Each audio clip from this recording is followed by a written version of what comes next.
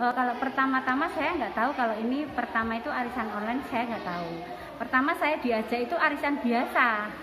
Arisan biasa yang dimana waktu itu dapatnya 10 juta sama 20 juta. Pembayarannya bagus. Nah, pas jalan berapa bulan di situ, ada 2 bulan mungkin, saya ditawarin list. Dia bilang kalau ada arisan online dari berbagai bandar arisan. Tolong tuh, ini ada bapaknya yang sakit, mau operasi, mau ini, ditolong ya, orangnya jual arisan. Oke, tak tolong. Waktu itu, sebelum itu pun si Lala ini WA saya, katanya dia itu punya mobil yang dimana dia gadekan, dia mau pinjam uang saya. Saya itu udah curiga loh, katanya bandar arisan tapi kok pinjem.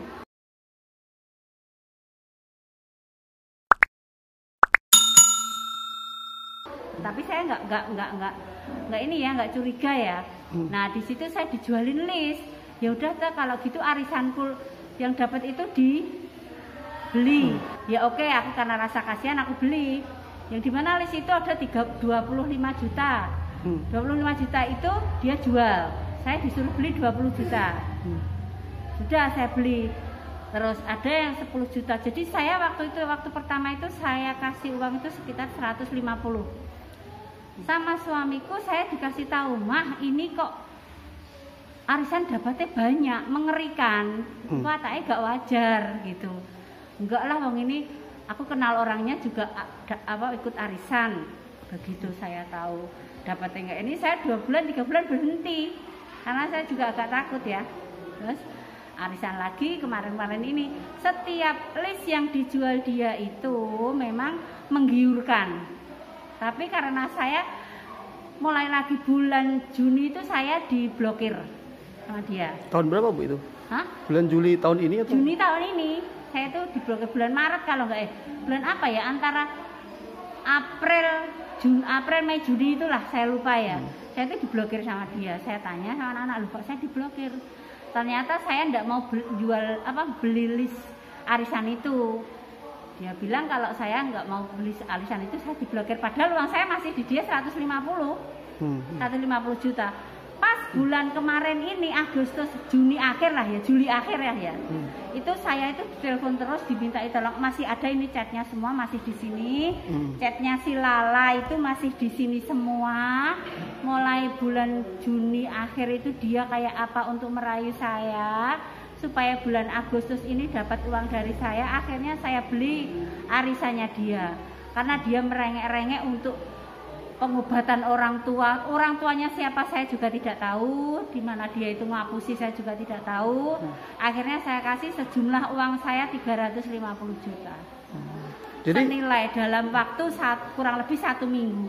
350 juta itu sama ya, ada uang cash ya, ada uang cash itu waktu itu kurang lebihnya sekitar 100 lah ya. Kalau aku total sih 400 juta. Ke Polres sudah ditanggapi juga sama Bapak Suhari. Beliau juga tanya, juga sempat buka lihat saya kasih tahu di WA saya, ini Pak sekian untuk pembelian sekian. Saya juga kasih tahu ada bukti-bukti, kalau bukti transferan print dari BRI, BNI semua ada, karena Manilawati ada semua. Dan di sini juga ada bukti transferan juga ada. Kalau setahu saya yang berani timbul di sini kemarin itu mungkin, kalau sebelum saya nggak tahu ya yang di Polres itu ya. Kalau sebarengan saya kurang lebih sekitar orang 20-an lah. Karena banyak yang takut. Ya mungkin orang desa kan nyalinya untuk yang ini kan nggak berani ya, arah kemana nggak tahu. Tapi begitu mereka tahu ketemu kemarin pada kesini, itu baru pecah itu baru kemarin ini, terus pada ngajak ke sini. Ya mungkin karena kehidupan dia glamor salah, jadi seandainya dia terarah mungkin nggak seperti ini ya, karena dia kehidupannya itu bukan kayak kehidupan manusia biasa lah. Berarti dia bikin rumah, bikin wallpaper, apa dijuali, beli dijual lagi kayak gitu. Iya, untuk gaya hidup itu jelas. Kalau untuk gaya hidup, dia punya mobil 3 nggak tahu 4, punya sepeda motor nggak tahu 10 atau 20, saya nggak tahu. Saya kenalnya 2020. Ikut arisan itu 2020. Ya cuma 3-4 bulan itu. 3-4 waktu bulan. 2020 sempat berhenti. Waktu saya di Sandra itu ya, bukan di Sandra ya, masih di dia ya. Terus ikut lagi baru-baru kemarin. Kalau harapan saya sih ya dia kembali ya, karena dia bertanggung jawab atas semua perbuatannya untuk kami-kami semua. Untuk gaya hidupnya dia otomatis berarti uang kami-kami semua dong. Mana aja tolong Bapak polisi, Bapak siapa aja yang bisa. Saya karena nggak pinter ngomong, mungkin saya orangnya nggak pinter untuk bicara yang banyak-banyak. Saya mohon semua Bapak polisi yang ada di Indonesia, karena dia mungkin linknya banyak, dia mungkin komplotan. Jadi kita juga nggak tahu di mana dia sekarang. Tolong mohon dipulangkan di Cepu. Paling tidak dia bertanggung jawab untuk itu semua, meskipun di penjara, meskipun itu nanti uangnya balik nggak tahu, kita Allahu alam. Cuman kalau kita bisa lihat mukanya dia, mukanya beliau, kita lebih bahagia. Bu, kita mau ngapain dia, kalau kita nabuk apa mungkin nggak mungkin ya, karena ada hukum. Paling tidak ngelihat dia bertanggung jawab untuk ini semua, untuk orang-orang yang semua ada di belakang. Ya, kami jelaskan sekitar pada hari Kamis tanggal 19 Agustus 2021 memang benar ada waktu itu ada 13 warga masyarakat yang merasa dirugikan terkait dengan adanya arisan online. Kemudian kami klarifikasi, kami kembangkan, dan sampai dengan hari kemarin, hari Jumat tanggal 20 Agustus 2021 ada sekitar pengadu sekitar 18 orang yang mengajukan bahwa para pengadu itu merasa dirugikan terkait dengan adanya arisan online yang dilaksanakan oleh saudari inisial N yang masih dalam pemantauan kami. Kemudian kronologis kejadian adalah sebagai berikut. Sesuai dengan keterangan dari para korban ini, arisan online ini dilaksanakan sekitar tahun 2019. Pada saat itu berjalan normal seperti biasa, artinya lancar, tidak ada kendala. Namun pada sekitar awal tahun 2021 ini sudah ada tanda-tanda arisan tersebut ada kendala. Kemudian pada bulan Agustus ini dinyatakan bahwa arisan tersebut benar-benar berhenti, dan penyelenggara ini susah dihubungi oleh para peserta arisan online ini. Kemudian yang bersangkutan karena merasa dirugikan melapor ke Polres Blora. Dengan sampai dengan saat ini para pelapor ada sekitar atau pengadu ini ada 18 orang.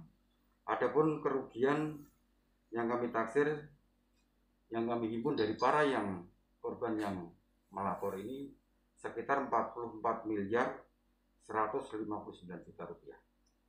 Kerugian daripada para peserta arisan online. Kemudian kami melakukan tindakan untuk melakukan menggali, mengumpulkan bahan keterangan dari para korban ini. Kami telah mengklarifikasi terhadap sekitar 18 korban. Dari masing-masing yang pelapor itu berapa dan kira-kira? Jumlah pelapor ada 18 orang yang sampai dengan saat ini melapor ke Satreskrim Polres Blora. Untuk kerugiannya masing-masing. Kerugiannya bervariasi. Ada yang 100 juta, ada yang bahkan sampai 3 miliar, dan ada yang 35 miliar. Ini dia karena mengumpulkan sebagai pengepul daripada warga atau tetangga sekitar termasuk korban ini.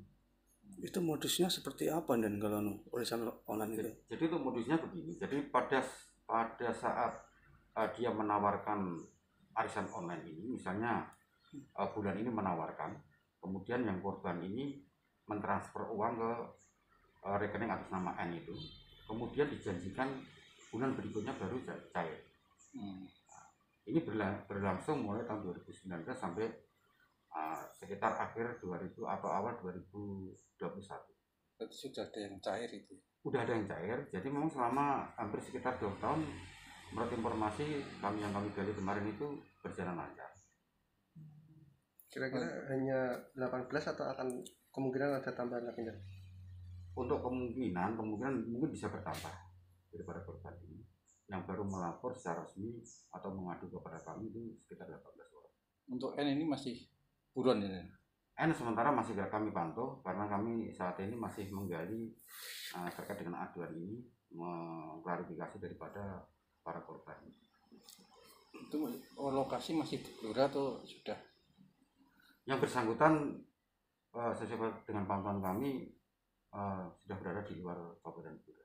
Dan yang bersangkutan memang sudah identitas sudah kami pantau. Alamatnya mana? Alamatnya di wilayah Sambong. Dan mungkin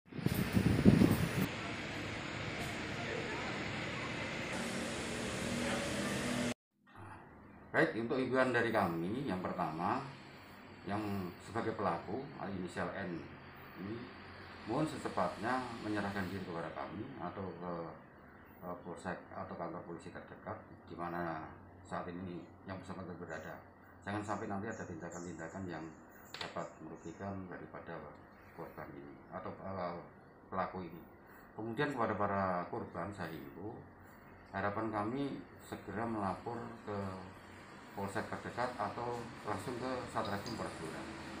Jangan sampai melakukan tindakan-tindakan anarkis yang nanti menimbulkan permasalahan baru.